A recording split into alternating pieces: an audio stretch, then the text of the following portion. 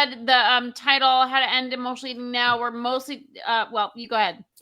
Hi, everyone. Here we are. I'm talking with my dear friend, Tricia Nelson, who is an emotional eating expert. It appears I might not have gotten the title correct, but no worries.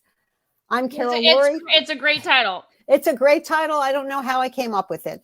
So, but we're here to talk about emotional eating. And I have to say, I know a bit about this topic myself because I just came back from the health food store and there was this strawberry muffin, which was gluten-free, and it was saying, take me home. And I said, no, thank you. So I think this is something that we all struggle with, especially when you've been diagnosed with somewhat of a chronic condition, which is breast cancer falls in that. It doesn't matter if it's breast cancer or autoimmune or thyroid or whatever. Eating sugar is not good for our health. So welcome, Tricia, and thank you for being here.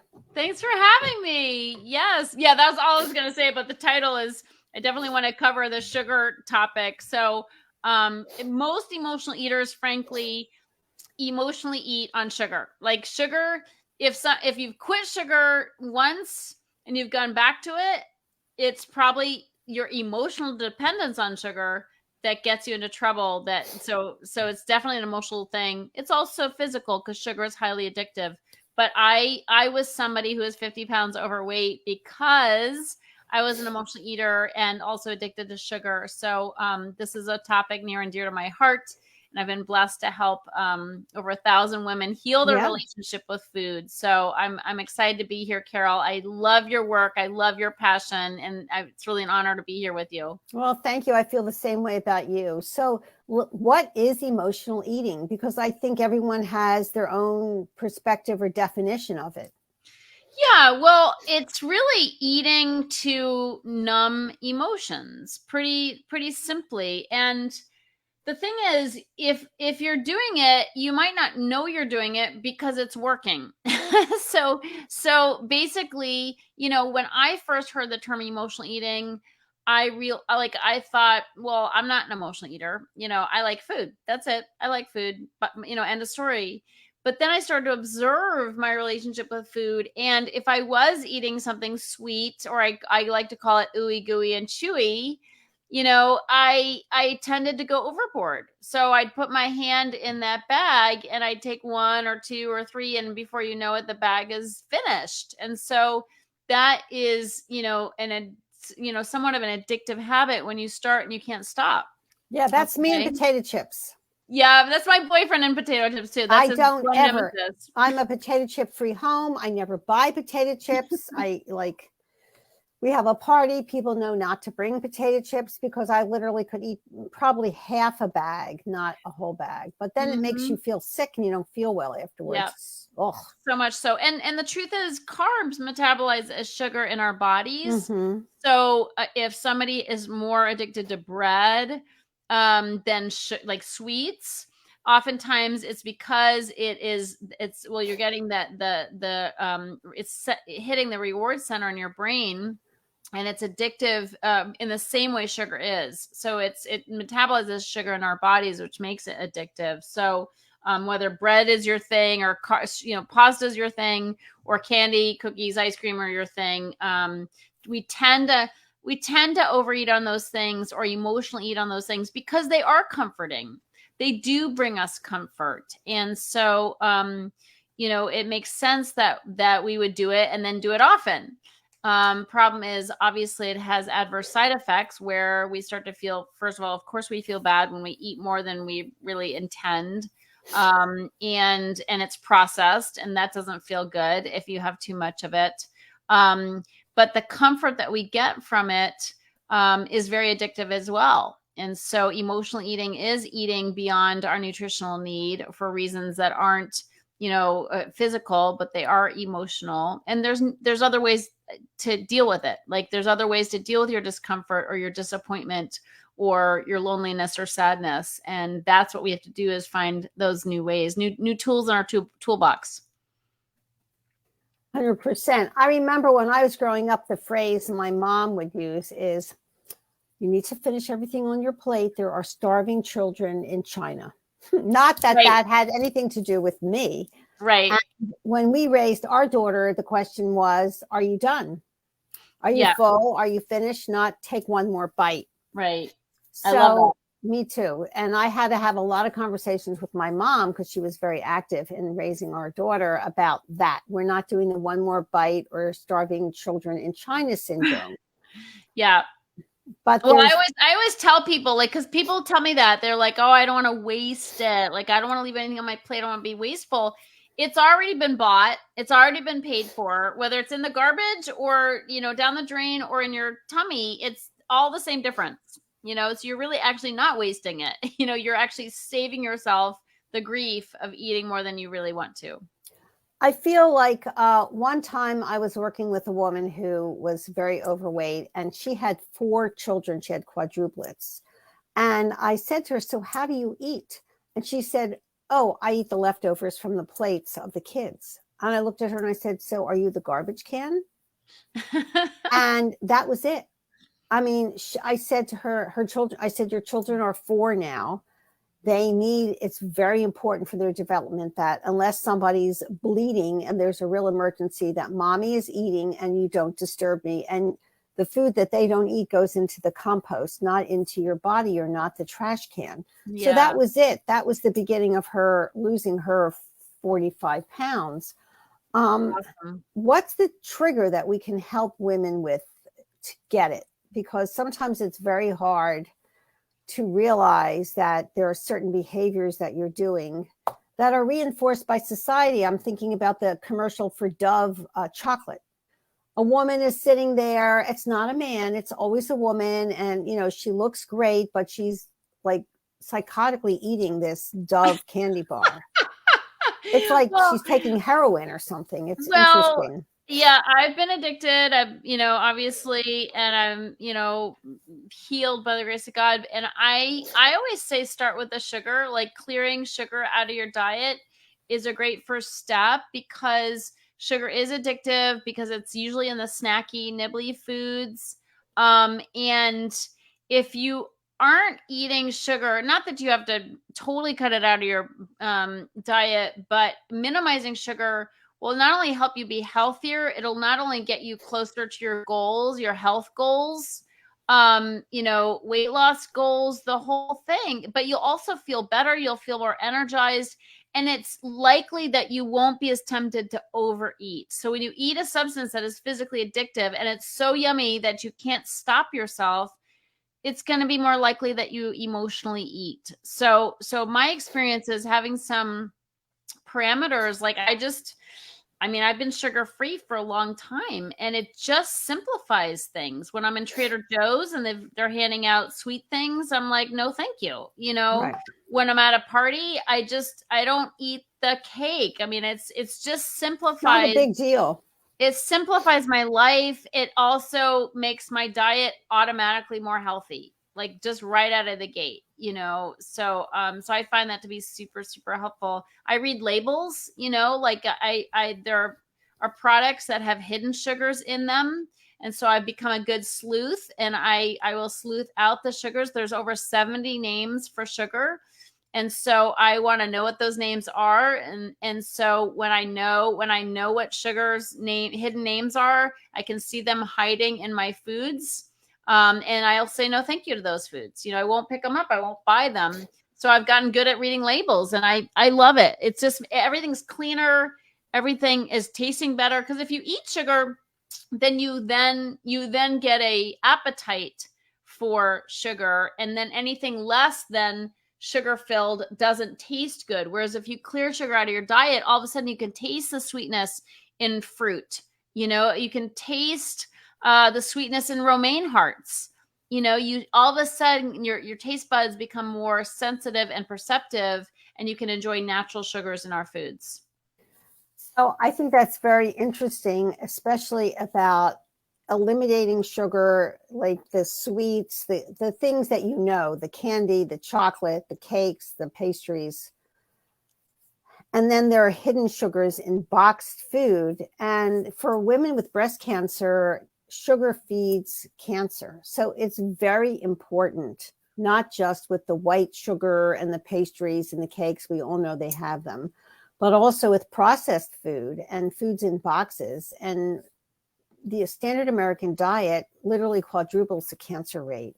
So the more you can stop spending your money on foods in boxes, the healthier you will be. And I think that is a very important aspect of what you're talking about. And I did a sugar detox. I always do one in January. And I have to tell you that that first week is very intense. And I don't eat a lot. I don't eat pastries or cookies or candies, but it's interesting where it shows up. And I started journaling like the time of day and what it was I was craving.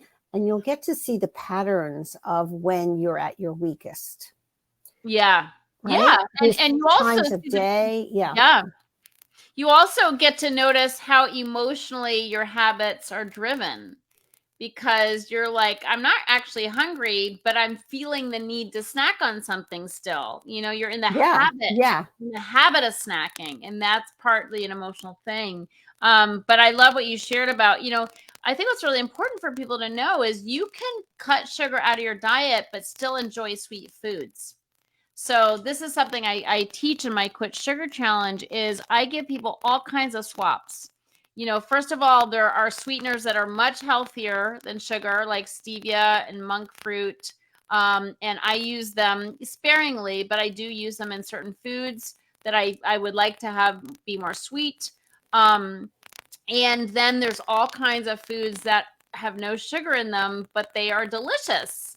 And I think people's tend to jump to the conclusion that if they quit sugar, life is going to be boring, unhappy, tasteless.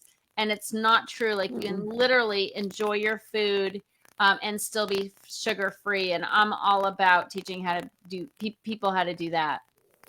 I think that's very important. How do you get people over that detox hump?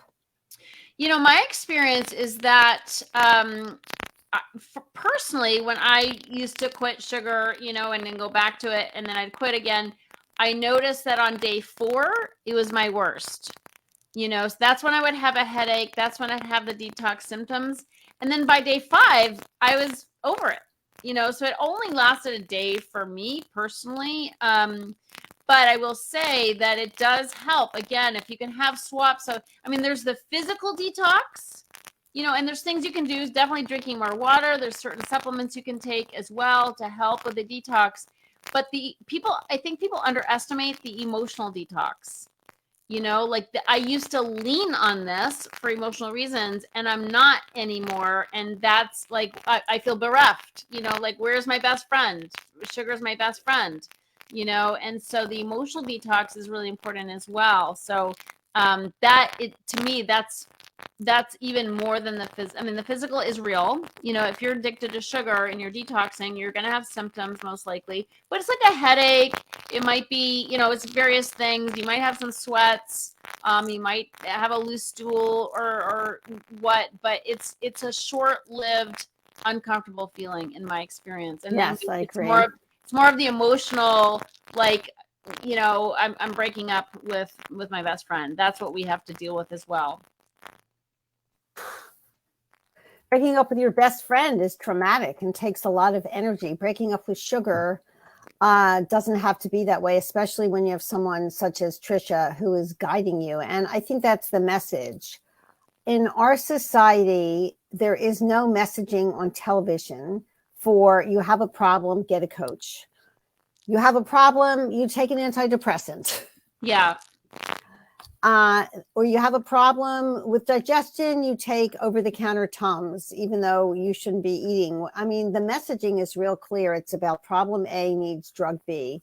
And what Tricia and I, how we operate in the world of functional and integrative medicine and healthcare is, you have a problem, let's do some deep diving root cause approach and get a coach or a clinician who really is an expert in that area to help you and help you succeed, because without that, you're going to try. And it's sort of like me trying to fix my computer or my car. I wouldn't even think of trying because it would be a disaster. So it's important to acknowledge what your limitations are in life and then take empowered action and find somebody to to help you through everything. Now you have a wonderful program that's just about to start. Yeah, we have a Quit Sugar Challenge. So it's a great first step in overcoming emotional eating. It starts Monday, the 24th of July, and it goes to the 28th. It's super inexpensive. It's $17. So, but I mean, it's crazy. We should be charging a lot more than that. But what you get is 5 mindset classes. So we have a morning mindset call every single one of those 5 days.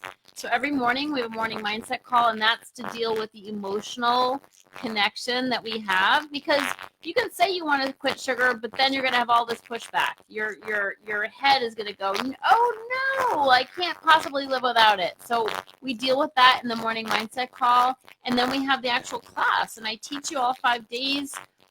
Where we first talk about what sugar is doing to us. So we take a look at all the different ways that sugar is affecting us, including causing wrinkles, so nobody wants that. Day Absolutely not. No wrinkles for me. Thank you very much. And so on day 2, we sleuth out the different hidden sugars in your healthy foods, and we collect them from our cupboards and we get rid of them. Day 3 is self-sabotage. That's where we do the deep dive into emotional eating and how to overcome self-sabotage. Day 4 is sweet swaps. So I give you all that. I've scoured the walls and the shelves of Whole Foods, Trader Joe's, all the favorite places to shop, and basically I show you the foods to avoid that have hidden sugars, and then I show you the foods that are A-OK, Heal Your Hunger approved. And so and then we celebrate sweet success on Friday. So it's really fun. And then if you choose the VIP option, it's just $47 more. We literally have another class with Q&A with me every day of the week as well. So super inexpensive, and it could change your life. Oops, you're muted.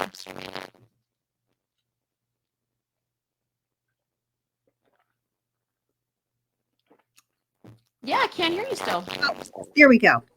We're having a tech problem. There's some kind of buzzing in the background, which is why I took off my earphones thinking it was me, but it's not.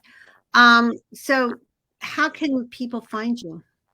Well, we have a link. Are you able to put a link in the comments? If not, I will. But just you want to tell it to me?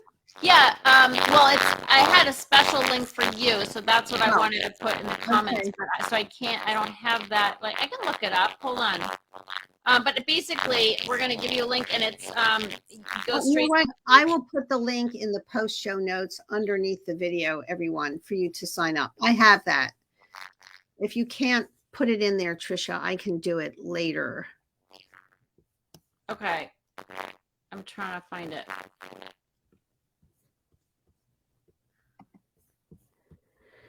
I can find it and get it for you. I have it. I'll put it in the post show notes underneath. But ladies, I want to say to all of you that getting off of sugar is the first step in recovering your health after breast cancer. And it's a big step, and it's not like a minimal one. It's a very big one because sugar feeds cancer.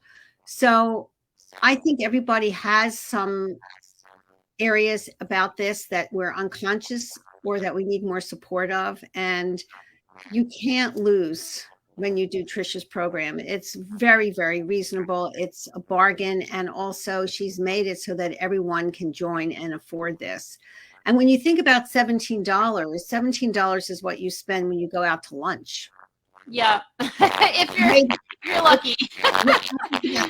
Not around here, but if you're lucky, it's at another $10 or $15 if you go out to lunch here. But and also for you too in LA. But listen, this is a moment. It's the summer. It's easier to do this kind of work in the summer because there's a lot of temptations. You're gathering with the family. There are these big buffets. Everybody brings their crisps and their chocolate cake and their strawberry shortcake. It's like we shouldn't be eating that for our optimal health.